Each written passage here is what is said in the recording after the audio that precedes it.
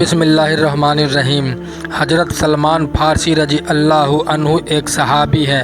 وہ ایران میں رہتے تھے، آتش پرست تھے۔ ان کے والد کا ایک ہی کام تھا کہ وہ ہر وقت آگ جلائے رکھتے تھے، وہ آگ کو بجھنے نہیں دیتے تھے۔ ان بیچاروں کا خدا کہیں بجھ نہ جائے، لہٰذا اس کو لکڑیاں دینی پڑتی تھی۔ اس نے حضرت سلمان فارسی رضی اللہ عنہ سے کہا، بیٹا آپ کا بھی ایک ہی کام ہے کہ آگ جلتی رہنی چاہیے۔ یہ اچھے بھلے بڑی عمر کے ہو گئے تھے، مگر ان کو باہری دنیا کا پتہ ہی نہیں تھا۔ ایک مرتبہ ان کے والد بیمار ہو گئے۔ اس نے ان کو بھیجا کہ زمینوں پر جاؤ، وہاں سے پیسے لے کر آنے ہیں، لیکن یاد رکھنا سیدھا جانا اور سیدھا آنا، وقت ضائع نہ کرنا۔ انہوں نے پہلے کبھی باہر نکل کر نہیں دیکھا تھا، اب ان کو باہر نکلنے کا موقع ملا، لہٰذا جب باہر نکل کر جا رہے تھے تو ایک راہب ان کو ملا۔ انہوں نے اس راہب سے راستہ پوچھا، ان کی آپس میں بات چیت ہونے لگی۔ راہب نے ان سے پوچھا کہ کیا کرتے ہو؟ انہوں نے بتا دیا۔ اس طرح بات چیت سے ان کو راہب کے ساتھ تعلق ہو گیا۔ اس نے کہا کہ یہاں قریب ہی ایک چرچ ہے، میں وہیں پر رہتا ہوں، تجھے جب موقع ملے میرے پاس سے ہو کر جایا کرو۔ چنانچہ وہ جب بھی ادھر آتے جاتے اس کو مل کر جاتے۔ راہب نے ان کے سامنے عیسائیت کی تعلیمات پیش کی۔ اس وقت عیسائی مذہب کو سچا مذہب مانا جاتا تھا۔ ان کے دل میں خیال آیا کہ یہ مذہب بالکل ٹھیک ہے، لہٰذا میں یہ مذہب اختیار کروں گا۔ یہ اس سے پوچھنے لگے کہ کیا میں تعلیم حاصل کر سکتا ہوں؟ اس نے کہا کہ ہاں، مگر ہمارے بڑے عالم فلاں شہر میں رہتے ہیں، اگر آپ نے علم سیکھنا ہے تو ان کے پاس چلے جائیں۔ انہوں نے کہا کہ میں ان کے پاس کیسے جاؤں گا؟ راہب نے کہا کہ وہاں قافلے جاتے ہیں، جب اگلا قافلہ جائے گا تو میں آپ کو اس قافلے والوں کے ساتھ بھیج دوں گا۔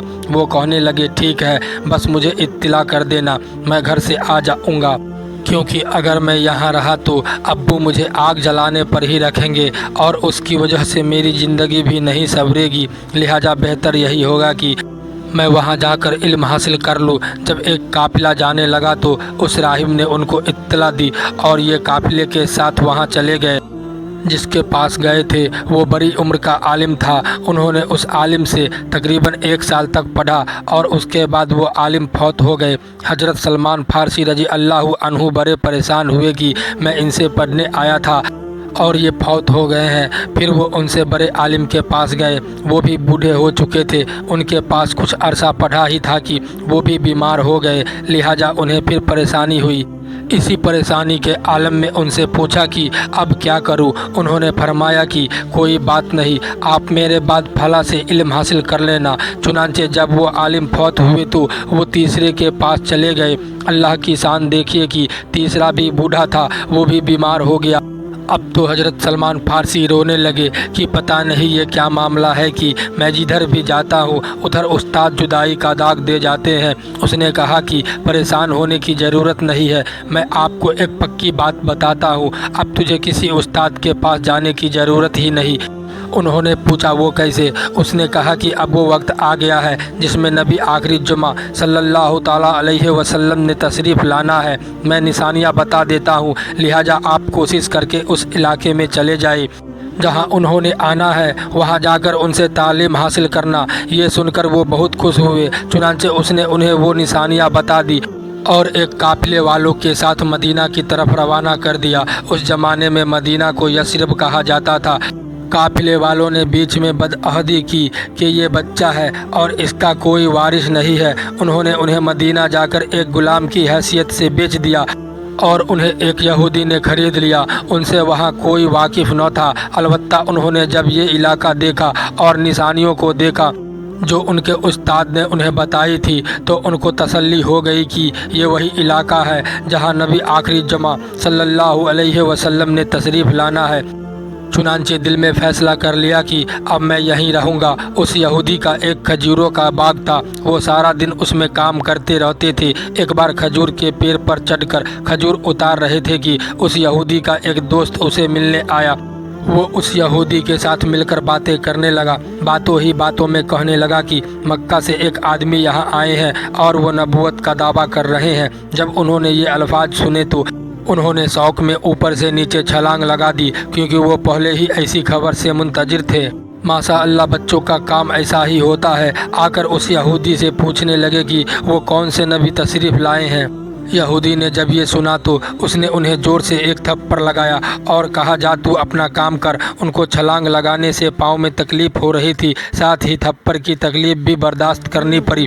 پھر جا کر خاموشی سے کام کرنے لگے۔ پھر اب اس سوچ میں پڑ گئے کہ اب میں کیا کروں۔ آخر ان کے دل میں یہ بات آئی کہ مجھے ہفتے میں ایک دن چھٹی ہوتی ہے، میں اس دن جا کر بستی والوں سے پوچھوں گا کہ کون آئے ہیں۔ لہٰذا وہ چھٹی کے دن بستی میں پہنچے اور پوچھتے پوچھتے وہ نبی اکرم صلی اللہ علیہ وسلم کی خدمت میں پہنچ گئے اور زیارت کر کے اپنی آنکھوں کو ٹھنڈک پہنچائی۔ ان کو استاد نے نبی آخرالزماں صلی اللہ علیہ وسلم کی دو نشانیاں بتائی تھی۔ ایک نشانی تو یہ کہ وہ ہدیہ قبول کر لیں گے اور دوسری یہ کہ وہ صدقے کا مال قبول نہیں فرمائیں گے۔ چنانچہ انہوں نے کچھ ہدیہ لا کر نبی اکرم صلی اللہ علیہ وسلم کی خدمت میں پیش کیے اور عرض کیا کہ یہ صدقہ کے پیسے ہیں، آپ قبول فرما لیجئے۔ اللہ کے محبوب نے ارشاد فرمایا، نہیں، ہم صدقہ نہیں لیتے۔ ایک نشانی پوری ہو گئی۔ پھر کسی دوسرے موقع پر عرض کیا، یہ ہدیہ قبول فرما لیجئے۔ آپ صلی اللہ علیہ وسلم نے وہ ہدیہ قبول فرما لیا۔ اس طرح دوسری نشانی بھی پوری ہو گئی۔ ماشاء اللہ اب ان کے دل کو تسلی ہو گئی اور کلمہ پڑھ کر آپ صلی اللہ علیہ وسلم کے غلاموں میں شامل ہو گئے۔ اسلام قبول کرنے کے بعد انہوں نے نبی اکرم صلی اللہ علیہ وسلم کی خدمت میں کیفیت بیان کی۔ نبی پاک صلی اللہ علیہ وسلم نے ارشاد فرمایا کہ تم آتے رہا کرو۔ شروع میں انہوں نے ایمان کو چھپایا۔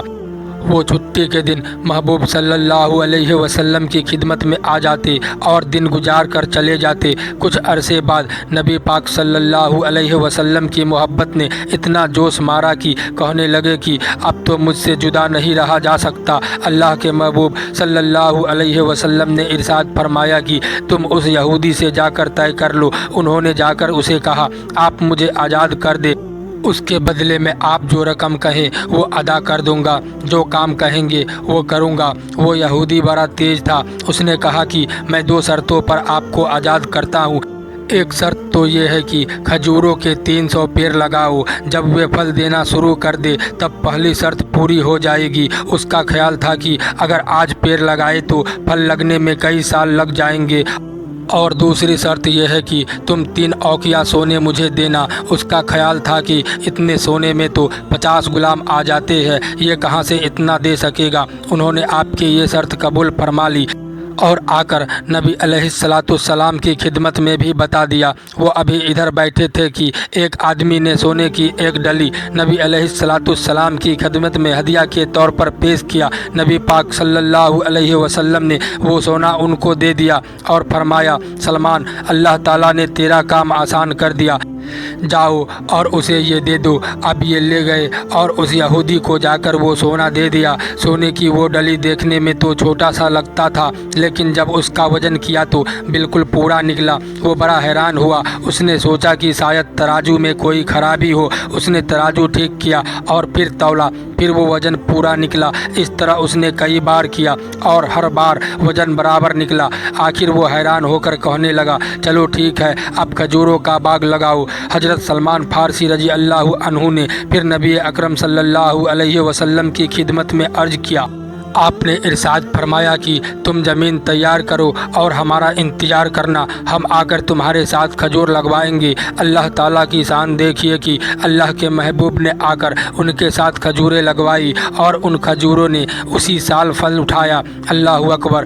جب دونوں شرطیں پوری ہو گئی تو اسے آزاد کرنا پڑا۔ آزاد ہو کر وہ نبی علیہ السلام کی خدمت میں آ گئے اور عرض کیا، اے اللہ کے نبی، میں حاضر ہوں، اب میرے لیے کیا حکم ہے؟ آپ نے ارشاد فرمایا، اب تم اصحاب صفہ میں شامل ہو جاؤ، جو غریب لوگ مکہ مکرمہ، حسبہ اور دوسری جگہوں سے ہجرت کر کے آئے ہوئے تھے۔ ان کے لیے ایک چبوترا سا بنا ہوا تھا، اس پر وہ رہتے تھے، انہیں اصحاب صفہ کہا جاتا تھا۔ آپ نے ارشاد فرمایا کہ تم بھی انہی میں شامل ہو جاؤ۔ لہٰذا وہ بھی اصحاب صفہ میں شامل ہو گئے اور ان کے مونیٹر بن گئے۔ اب دیکھنا یہ ہے کہ اللہ تعالیٰ نے ان کے ساتھ کیا قدردانی کا معاملہ فرمایا۔ اپنا گھر کس لیے چھوڑا تھا؟ اللہ تعالیٰ کے لیے۔ اپنے رشتہ داروں کو کس لیے چھوڑا تھا؟ اللہ تعالیٰ کے لیے۔ جس نے اپنا گھر بار اور اپنے رشتہ دار اللہ کی رضا کے لیے چھوڑے تھے، اللہ تعالیٰ نے ان کی اتنی قدردانی فرمائی کہ ایک وقت ایسا آیا کہ نبی پاک صلی اللہ علیہ وسلم نے ارشاد فرمایا، سلمان تو ہمارے اہل بیت میں سے ہے۔ اللہ کے محبوب صلی اللہ علیہ وسلم نے حضرت سلمان رضی اللہ عنہ کو اپنے اہل بیت میں شامل فرما لیا۔ اللہ اکبر۔ دوستو، امید کرتا ہوں یہ واقعہ آپ کو پسند آیا ہوگا۔ ویڈیو کو لائک کر کے چینل کو سبسکرائب کر دیں۔ خدا حافظ۔